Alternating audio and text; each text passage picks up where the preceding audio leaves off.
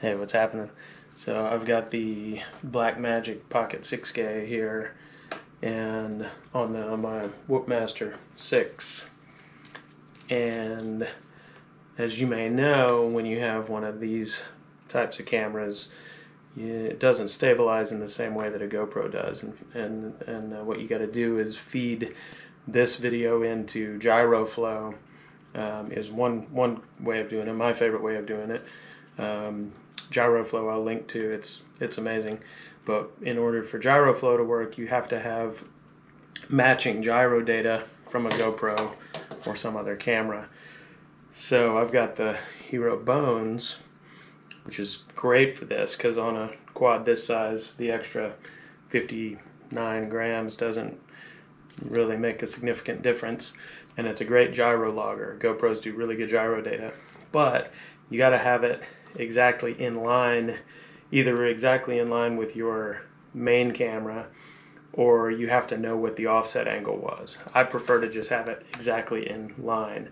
Now there's a shoe mount on here, and originally I had it up there, but then you've got this whole extra thing on top, and I'd rather have it, you know, a little more slick and sleek. So I created, basically I got the 3D file for this sensor cover for the back of the sensor cover on the Blackmagic Naked 6K from Chris at Halo RC, which was very cool of him to give me that. And then I created a mount for the GoPro Bones that is attached to that.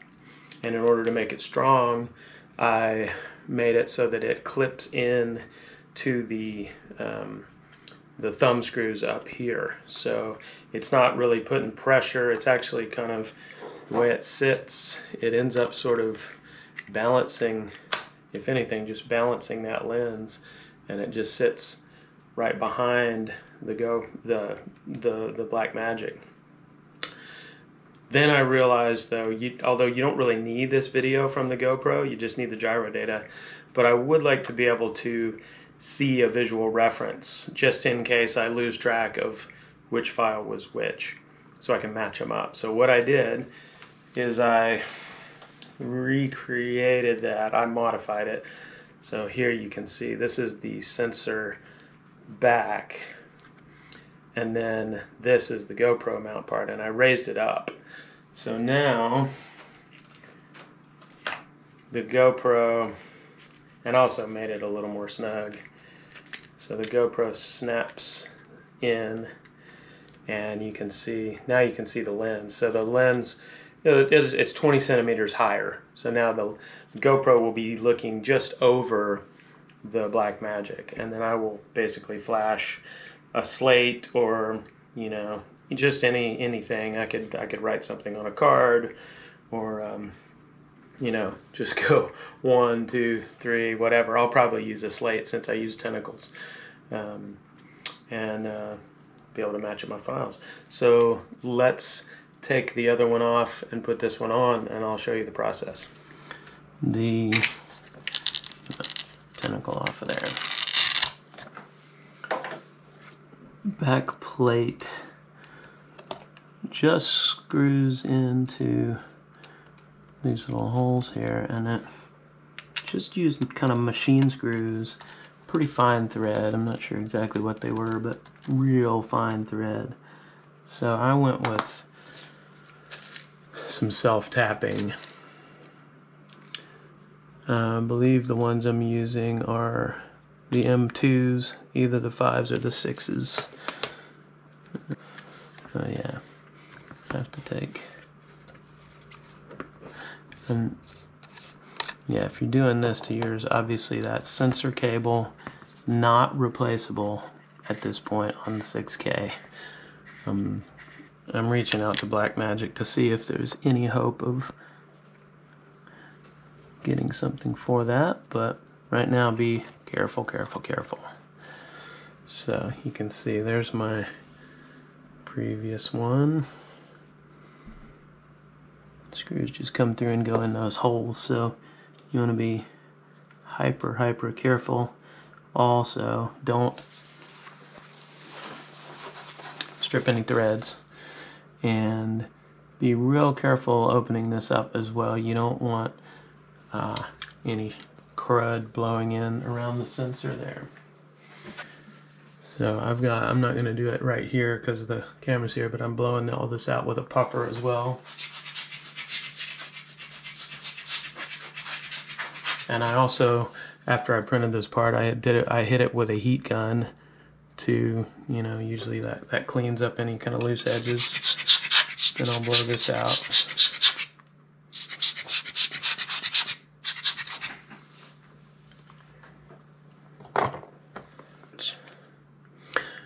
Okay, so what you do, feed the arms through, match up the holes,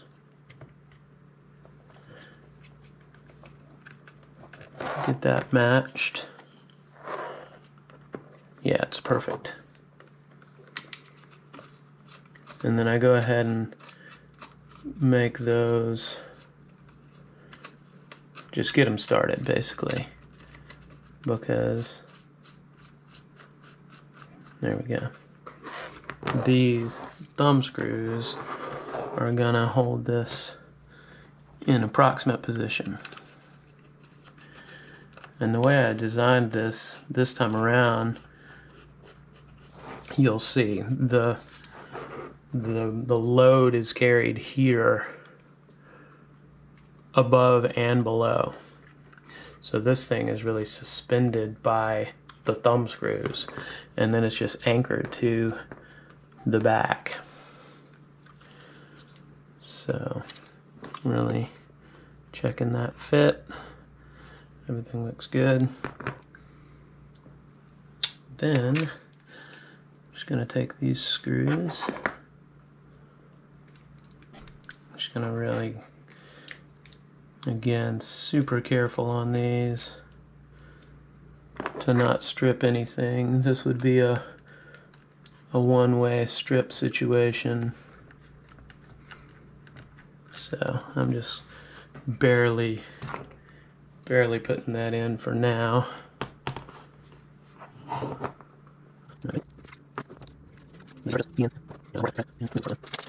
Yeah, I think it's, yeah, these are the ones I'm using, the M2x6, and they are a self-tapping micro screw assortment kit.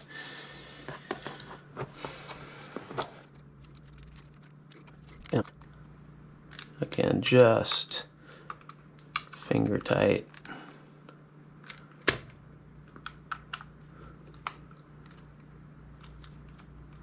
And that is beautiful, secure.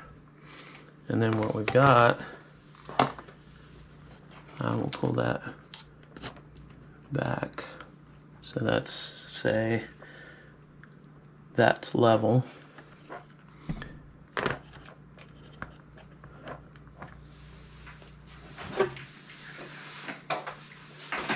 Then I take my GoPro Bones and pop it in, and you can see this little flap comes over to hold it.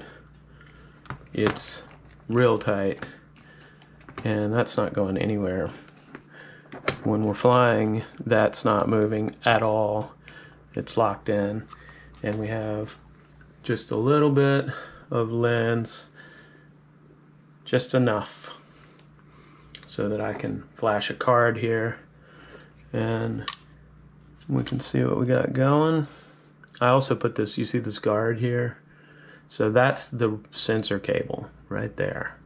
And it sticks off the side here a little bit. So I made a guard that goes around the front. It covers the CFast and SD card slots too, because, you know, unless you've already got a bunch of those cards laying around, you're probably just going to use a hard drive on this thing like I do.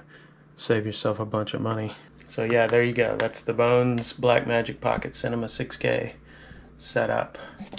And I will put links to that Thingiverse file in the description, as well as links to the camera and the Whoopmaster 6K. I don't know if you see the feet, those little bonus kind of spongy feet that I put on there for a little shock absorption. And yeah, I'll see you next time.